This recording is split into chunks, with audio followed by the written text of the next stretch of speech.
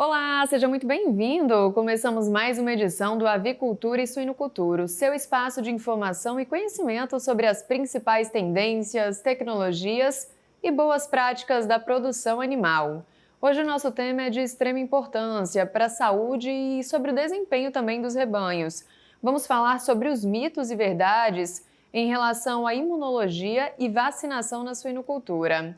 A imunidade do plantel é um dos pilares da produtividade. Afinal, quando os animais estão protegidos, a chance de surtos e prejuízos diminui, né?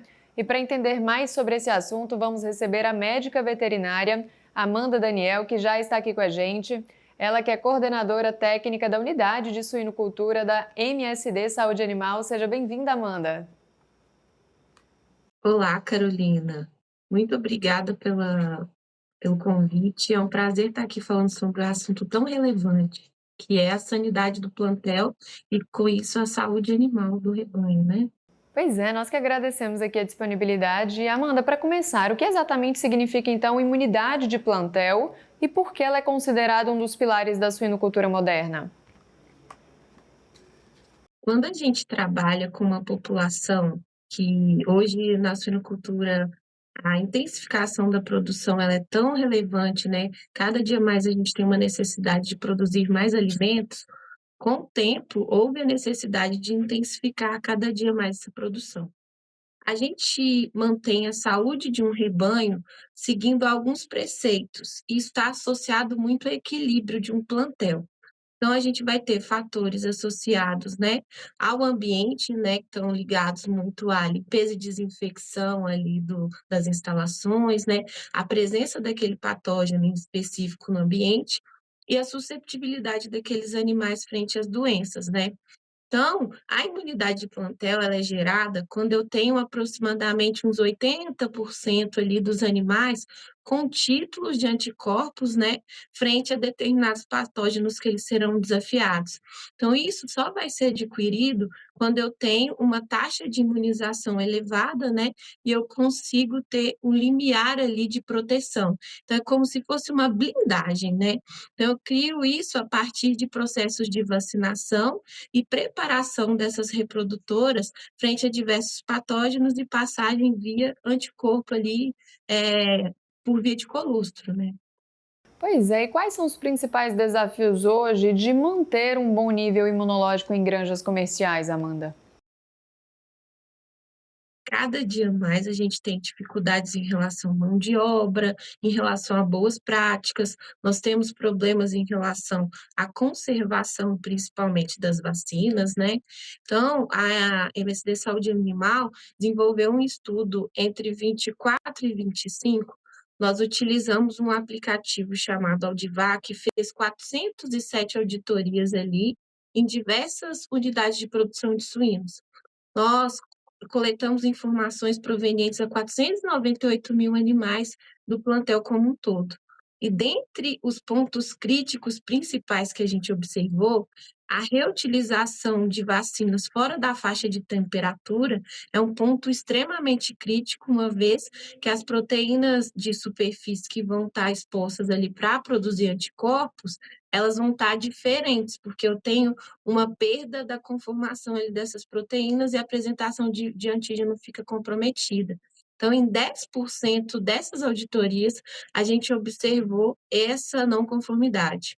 E o não monitoramento das conservadoras aconteceu em 32% dessas avaliações. Quando eu não tenho uma avaliação comprometida, a utilização de data log ali nessas conservadoras, eu não sei quando pode ter ocorrido um desvio de temperatura. E a cadeia de frio, quando a gente conversa sobre vacinas, ela é essencial. Geralmente as vacinas têm um percentual, né, um range de temperatura entre 2 a 8 graus, em média, na maioria das vacinas que a gente utiliza na suinocultura. Se a gente não respeitar esse padrão de temperatura, a gente pode ter quebra dessas proteínas e não apresentação adequada, e faz com que essas vacinas percam a viabilidade. Então, se eu tenho 32% das conservadoras com esse problema de conservação, a gente pode ter um impacto significativo ali na perda de resposta ali frente ao plantel. Então esses 80% ou mais de proteção dos animais, ela não vai acontecer. E fora a idade de vacinação fora da faixa. A gente observou 14% das avaliações fora da faixa de idade adequada. Hoje, para as vacinas comerciais que a gente trabalha ali, de fase de maternidade, né, ou início de creche, a gente põe como um ponto principal uma média de 21 dias, né, para esses agentes como circovírus, micoplasma principalmente, né, com mínima de 18 dias de vida e máxima de 24. Só que devido a problemas relacionados a fluxo de produção, às vezes a gente não consegue manter esse padrão de idade. Então, isso vai interferir muito na resposta vacinal dos animais. Quando os animais estão muito jovens, a gente ainda tem interferência dos anticorpos maternos, que podem interferir na resposta das vacinas. Além disso, ele não está maduro o suficiente para responder frente à vacinação ativa, né? E quando eu demoro muito para vacinar esses animais, eu vou ter ali um tempo que esse animal pode estar exposto e suscetível a ficar doente. Então, isso pode interferir muito na resposta frente à vacinação. Eu tenho até uma frase assim: o animal ele pode estar vacinado, mas não significa que ele pode estar imunizado. Então, essa imunização ela é essencial para a gente garantir essa imunidade de rebanho. Olha, legal essa reflexão, viu, Amanda? E Amanda, um dos mitos mais comuns é que os leitões já nascem protegidos pela imunidade da mãe. Por que isso não é verdade? Qual que é o papel essencial do colostro nesse processo? Isso é um mito realmente, por quê? A placenta do suíno, ela é epitélio corial, ela tem um perfil que tem várias camadas de célula que não permitem a passagem dos anticorpos ou células ali durante a gestação desse animal. Então, a única forma de aquisição de anticorpos provenientes da mãe é por via de colostro. E aí, o que que acontece? Esse tempo é contado em minutos, tá? Eu tenho até 6 horas uma capacidade de absorção desses compostos ali mais, acentuada. Isso vai reduzindo ao longo do tempo. Então, eu tenho hoje partos mais longos, leitegadas maiores. Então, cada dia mais faz-se necessário um manejo específico focado em colostragem, onde esses animais vão receber anticorpos e células via materna que vão auxiliar na proteção dos leitões para as diversas doenças que vão aparecer ali nos primeiros dias de vida e algumas que podem causar problemas até mais na frente, tá? Cada tipo de agente, ele vai gerar uma proteção de anticorpos com um tempo de meia-vida que a gente fala, né, que é o tempo de duração, que vai ser diferente. Então, para alguns agentes, isso pode proteger o animal durante um período longo do sistema de produção. E tem estudos também que demonstram que a utilização e consumo de colostro no primeiro dia de vida vai gerar uma resposta melhor e eficaz para as fases subsequentes da vida do animal. Então, é diretamente proporcional o consumo de colostro com o que esse leitão vai ter desenvolvimento de resposta imune no futuro. Então, é muito crítico e muito importante os primeiros manejos, né? E uma coisa que a gente vê que acontece muito, os primeiros 3 dias de vida do leitão, onde tem maior taxa de mortalidade, muito ligada a esmagamento. Então, o colostro, além de função imunológica, de maturação ali do sistema imune como um todo, e desenvolvimento ali de outros fatores que vão auxiliar o animal durante a vida, tem uma capacidade também nutricional. Então a gente aumenta taxas de esmagamento por falta de nutrição, né, o colostro e o leite têm essa função, né. E Amanda, a nutrição é frequentemente colocada em segundo plano, né? Quando se fala assim, em questão à imunidade. Como que a alimentação impacta diretamente a resposta imune e a eficácia também das vacinas? A nutrição, ela tem um papel essencial, porque ali vai ter subsídios, né, proteínas, vitaminas, que vão auxiliar no desenvolvimento dos anticorpos. Então, quando a gente tem um animal saudável, rígido, bem alimentado, além dos parâmetros zootécnicos, né, ganho de peso, conversão alimentar vão estar indo melhor, a gente vai ter subsídio e material para produzir as proteínas associadas aos anticorpos. Então é essencial a gente ter uma nutrição adequada, né. Hoje a gente nunca pode trabalhar separadamente sanidade, nutrição, bem-estar animal, porque tudo engloba ali a saúde e prevenção como um todo, né. Então esse é o objetivo ali de cada dia que passa dos veterinários, né, tentar oferecer uma nutrição de qualidade para esse animal expressar o máximo possível dele e desempenhar e ter saúde. Uma vez que cada dia mais os animais estão mais concentrados sobre, eh, sistemas de produção mais intensivos, né, então isso faz com que a gente tenha um equilíbrio maior ali de todos os pontos críticos associados. Amanda, em relação às vacinas de dose única, é verdade que elas têm a mesma eficácia das vacinas que exigem reforço?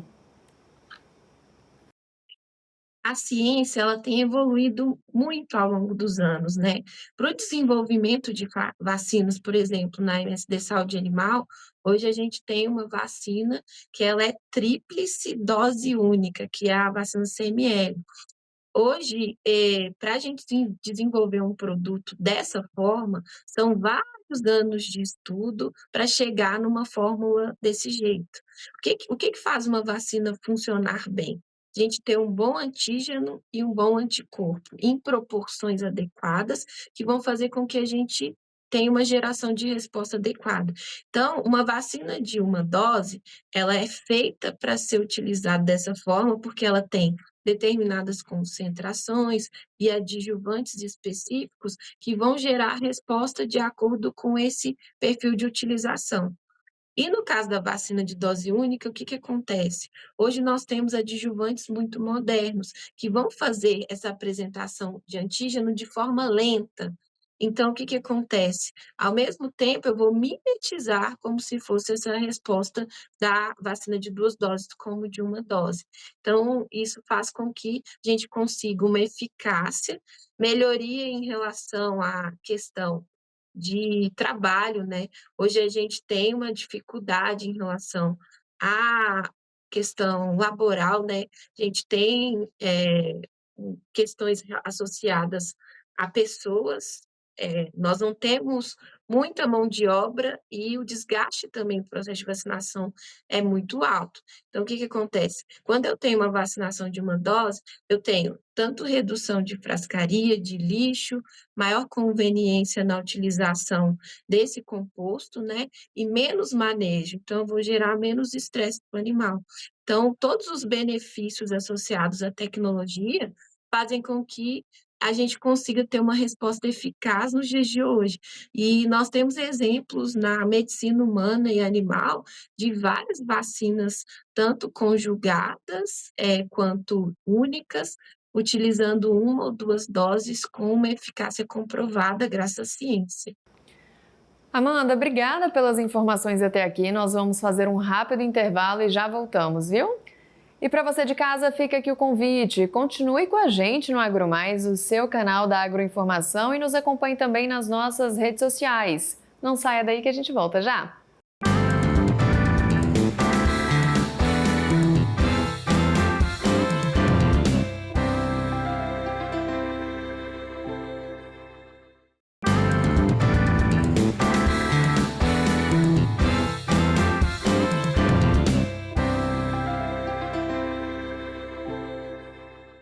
Estamos de volta com o programa Avicultura e Suinocultura e na edição de hoje estamos falando sobre os mitos e verdades em relação à imunologia e à vacinação na suinocultura. A nossa convidada para esse bate-papo é Amanda Daniel, que é médica veterinária e coordenadora técnica da Unidade de Suinocultura da MSD Saúde Animal. Amanda, bem-vinda novamente, obrigada pela participação.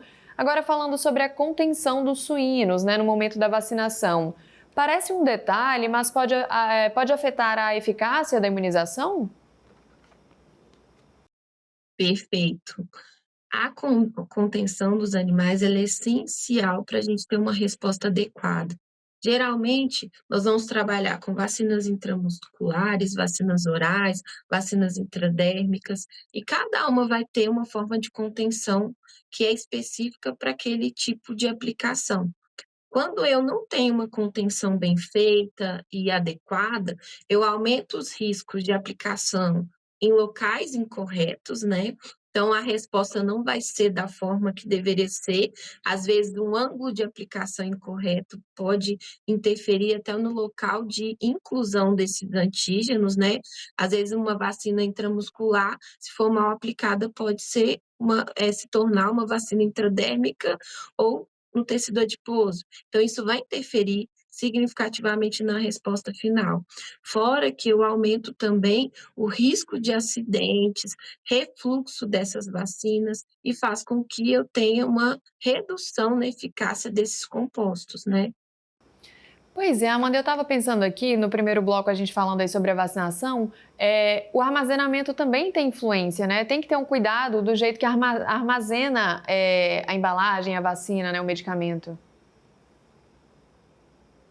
Sim, é essencial a conservação. Nós estamos trabalhando com biológicos muito sensíveis à temperatura. A média de temperatura que a gente recomenda é entre 2 a 8. Então, o envio dessas vacinas é todo realizado com cadeia de frio e com um acompanhamento muito restrito do processo. Então, a partir da chegada no produtor, é necessário que continue um protocolo de adequação, de conservação dessas vacinas.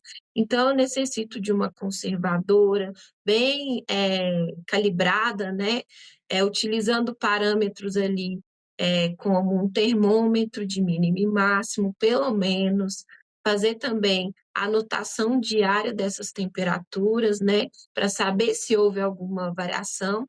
E um produto que é essencial ter ali no dia a dia é o Datalog, que ele vai me mostrar em que momento eu tive qualquer variação de temperatura. E aí eu posso utilizar de baterias, outros materiais ali que podem estar vinculados ali a essa conservadora, para adequar ainda mais esse processo. Mas a partir do momento que eu utilizo vacinas fora dessa faixa, eu posso interferir totalmente na resposta. Então é a mesma coisa que o animal não está recebendo a vacina. Então a cadeia de frio é essencial.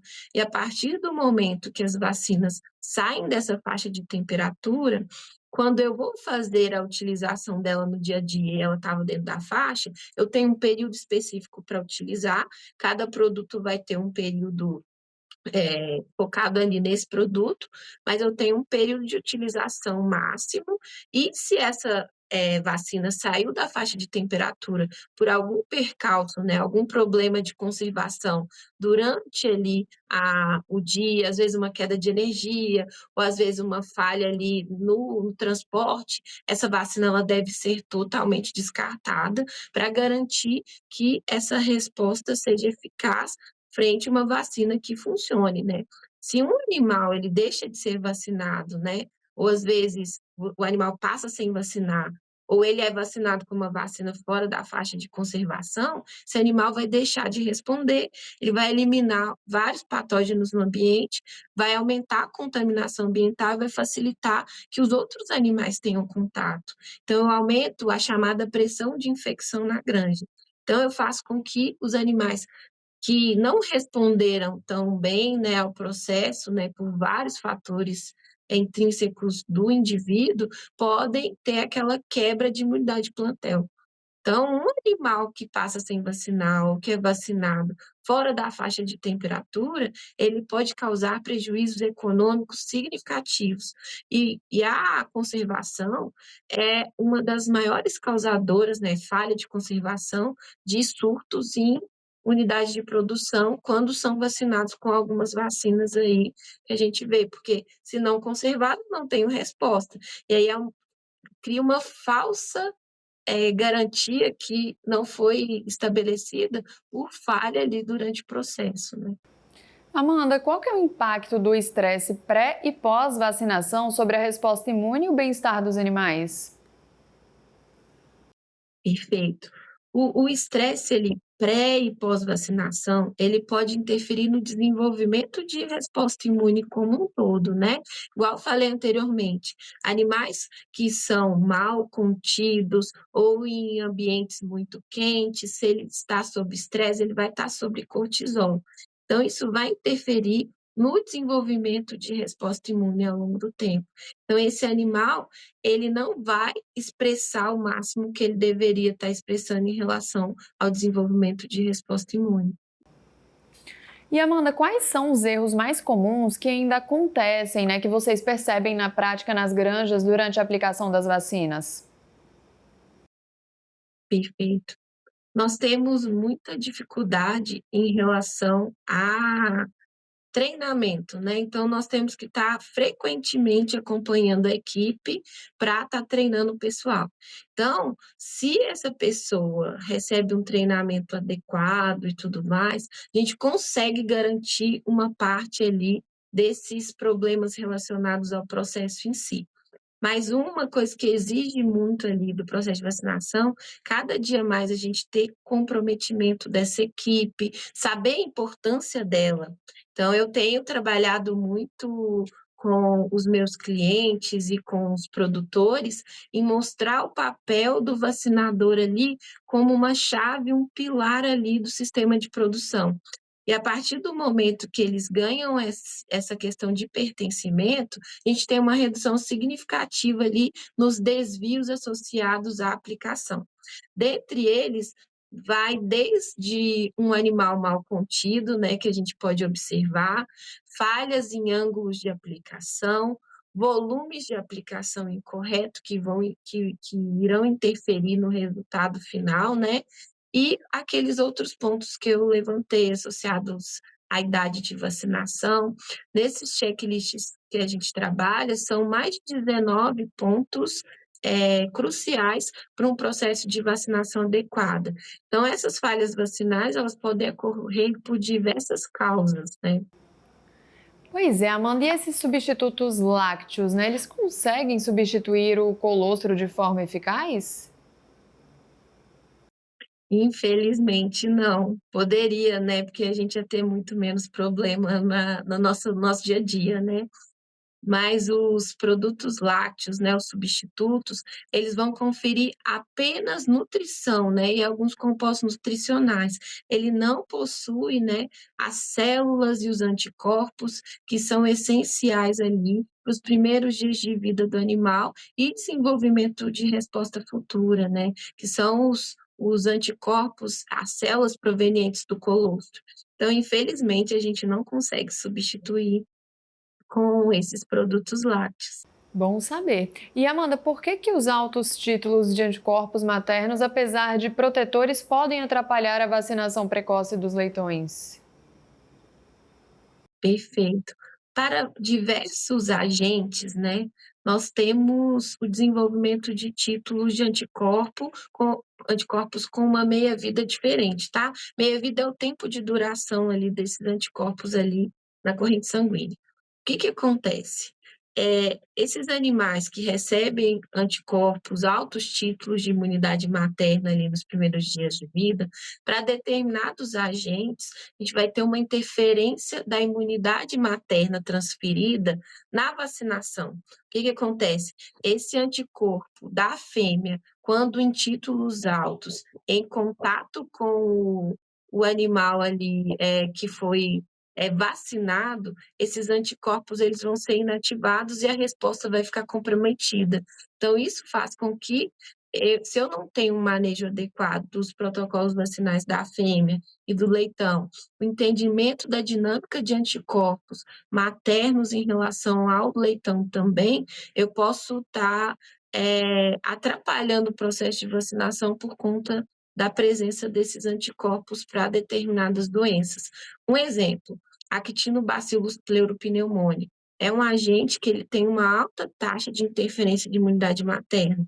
Então, quando eu vou incorporar um protocolo vacinal ali dentro do plantel, eu preciso fazer um estudo sorológico, né, com testes específicos para entender qual que é a idade correta para eu estar incorporando a vacinação. Isso vai variar de granja para granja. Então é muito importante eu fazer o monitoramento desses plantéis para saber quando e como vacinar para determinados agentes. E Amanda, como que o produtor pode planejar o calendário vacinal levando em conta a presença desses anticorpos maternos? É muito importante monitoramento sanitário.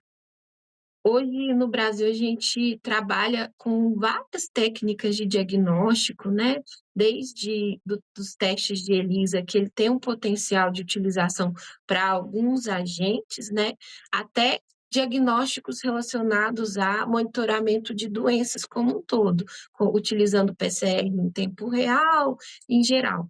O que que eu posso fazer? Mapear esses agentes, conhecer o desafio ali dentro de todas as cadeias produtivas, né, gestação, maternidade, recria e terminação, para eu saber quando e como acontecem todos os desafios. A partir do momento que eu determino a faixa etária mais desafiada, eu consigo estabelecer esses protocolos vacinais, dependendo de cada sistema de produção. Algumas vacinas, elas já têm pré-determinado ali uma faixa etária de utilização, como eu falei anteriormente. Então, eu sei que na literatura os títulos de anticorpos vão reduzir ali, principalmente ali depois da terceira semana. Mas se eu faço algum processo de vacinação de reprodutores, pode interferir nesse resultado. Então, o que que eu tenho que trabalhar? Com a informação. Hoje a gente precisa trabalhar bem com os dados, entender individualmente o seu plantel, porque aí você vai conseguir determinar o protocolo vacinal de forma adequada. Amanda, só para finalizar nosso bate-papo, nosso tempinho está encerrando. Que mensagem você gostaria de deixar para os produtores sobre a importância de combater mitos e basear decisões em ciências e evidências, né? Perfeito. Essa pergunta é sensacional, porque nós estamos vivendo numa era da informação, né. Tem muita informação, muitos dados, e às vezes a gente precisa quebrar mitos, às vezes muito antigos, né, que voltam e reemergem ali, né, principalmente quando a gente fala de internet. Então, cada dia mais se mostra importante de trabalhar baseado em evidências e estudos científicos. Então, a literatura hoje é muito rica. Então, cada dia mais, se a gente buscar o conhecimento baseado na ciência, a gente vai conseguir criar esses animais de uma forma mais sustentável e gerar um bem-estar animal e, principalmente, trabalhar com prevenção. Nada de fórmulas mágicas, né? Todos os estudos associados a produtos, eles são protocolados, né, e bem estabelecidos. Então, sempre trabalhar com a parte de consultoria, caso você tenha necessidade, buscar, linhas de pesquisa nas universidades, isso é essencial para a gente ter um desenvolvimento ali do sistema de produção de uma forma sustentável e adequada, né. Maravilha, Amanda. Obrigada pelas informações, pela participação aqui com a gente, viu? Muito obrigada, eu que agradeço. Até uma próxima. E muito obrigada a você de casa que nos acompanhou até aqui. Continue com a gente nos nossos canais e acompanhando as nossas redes sociais. Até uma próxima. Tchau, tchau.